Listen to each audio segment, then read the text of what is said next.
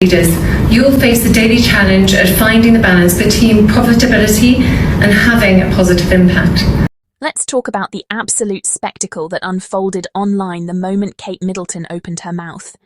And look, I genuinely thought the bar was already underground with the carefully curated "I'm a perfect princess" branding. But no, somehow they found a shovel and kept digging. So she gets up there to give a speech. You know, that thing grown adults do with confidence and practice and clarity, and she completely collapses like a folding chair at a family reunion. She's clutching her notes like they're a parachute, eyes darting down so fast it looks like she was speed reading the terms and conditions of her own public breakdown. And then she says it. The line that sent shockwaves across the internet, the line that scholars will analyse for centuries: balance of team, povertability. I'm sorry. What? Even Google said, "Girl, I got nothing." Autocorrect gave up halfway. Siri left the chat. The word made absolutely no sense. Not even a little bit. It sounded like she threw poverty, probability, and posh respectability into a blender and hit puree. The syllables weren't even fighting for meaning. They were fleeing the scene. And the internet? Oh, the internet had the time. People were posting memes, reaction videos, phonetic breakdowns, conspiracy theories, and one person even asked if she accidentally summoned a demon mid-sentence. Honestly? Entirely possible. I'd be nervous too if I knew Megan Sussex existed as my competition. Because let's be real, and this is where the roast cooks itself. Kate has had over a decade of practice, PR training, media coaching, elocution lessons, breathing lessons, posture lessons, smiling lessons, and probably lessons on how to walk without tripping. And she still gets up there sounding like Windows 95 crashing. Meanwhile, Megan steps up to a mic like the microphone is honoured to be there. She walks out with posture, presence, charisma, and confidence that doesn't need to be manufactured by Buckingham's PR machine. She doesn't just speak, she connects. No notes, no panic blinking, no word salad. When Megan talks, the message lands. When Kate talks, the message leaves.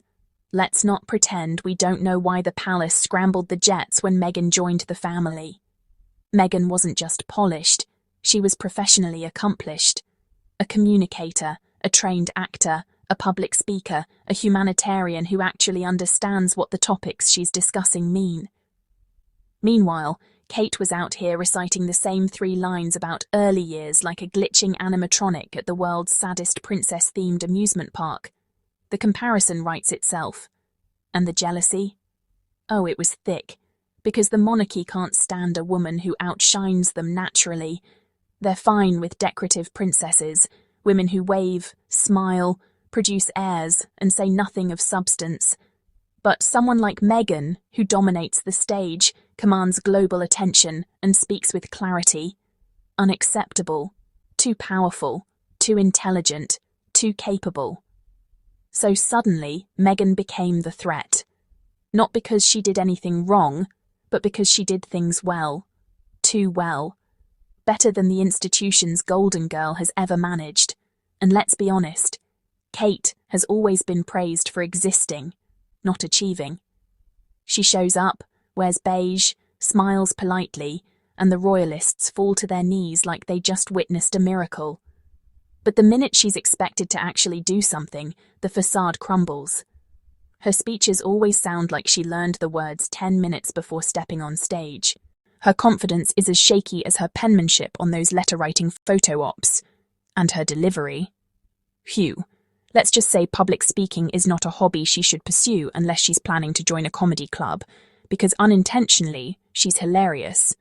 But this disaster, this flop, this verbal pretzel, this took things to a new level, because Megan has never, not once, gotten up on a stage and given a performance this chaotic. She speaks from experience, empathy, and education. She engages, she articulates, she holds her own in any room, in any country, with any audience. Kate, on the other hand, looked like she was being held hostage by her own cue cards. And guess what? The internet doesn't lie. The internet doesn't sugarcoat. The internet doesn't care how many glossy tabloid covers are printed every week.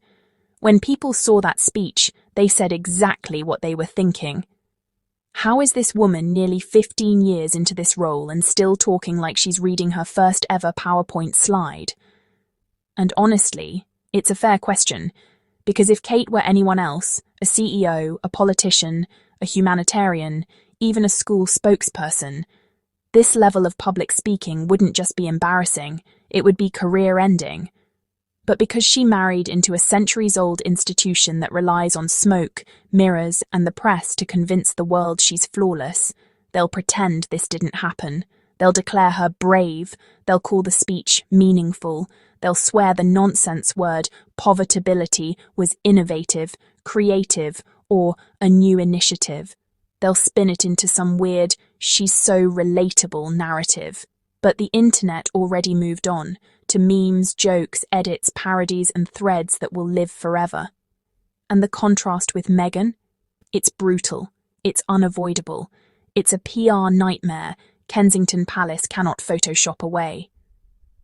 Because while Kate was stumbling through her lines like a confused contestant on a spelling bee she didn't study for, Meghan was over in California doing what she always does, speaking clearly, shining effortlessly, and making global headlines for the right reasons. That's the real issue. That's the reason the palace was terrified. That's why the UK media turned into a factory of daily outrage. That's why Kate's fans get triggered every time Meghan so much as breathes, because deep down, everybody knows. If Meghan had delivered that exact same speech, the room would have listened, the message would have landed, the words would have made sense, and the headlines would have praised her, because she has the ability Kate simply doesn't. Not because Meghan was trained in Hollywood, not because she's American, but because she's competent. Kate's issue isn't nerves, it's not stage fright, it's not lack of experience, it's lack of skill. You can't teach what Meghan has, that presence, that clarity, that confidence, that natural communication gift. It's not bought, inherited, or married into, it's earned.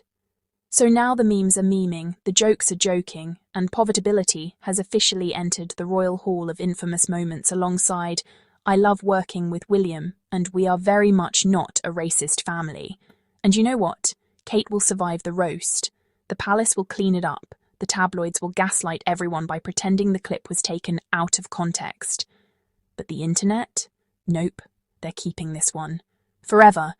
And if Kate didn't feel threatened by Meghan Sussex before, well, she definitely does today.